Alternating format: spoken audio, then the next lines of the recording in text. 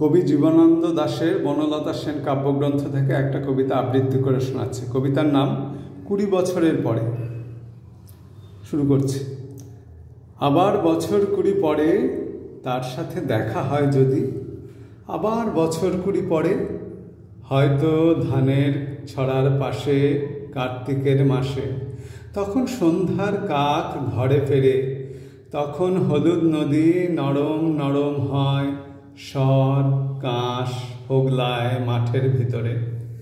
অথবা নাইকো ধান খেতে আর ব্যস্ততা নাইকো আর, হাঁসের নিড়ের থেকে খড়, পাখির নিড়ের থেকে খড় ছড়াতেছে মনিয়ার ঘরে রাত, শীত আর শিশিরের জল।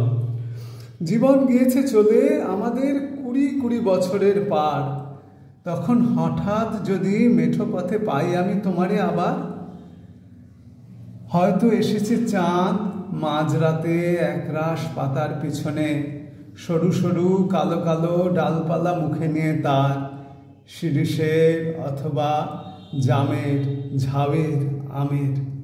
20 বছরের পরে তখন তোমারে নাই মনে, জীবন গিয়েছে চলে আমাদের 20 বছরের পার, তখন আবার যদি দেখা হয় তোমার আমার, তখন হয়তো মাঠে হামাগুড়ি দিয়ে পেঁচা নামে, বাবলার গদির অন্ধকারে অসথের জানালার ফাঁকে কোথায় লুকায় আপনাকে, চোখের পাতার মতো নেমে চুপি কোথায় চিলের ডানা থামে, সোনালি সোনালি চিল শিশির শিকার করে নিয়ে গেছে তারে। 20 বছরের পরে সেই কুয়াশায় পাই যদি হঠাৎ তোমারে।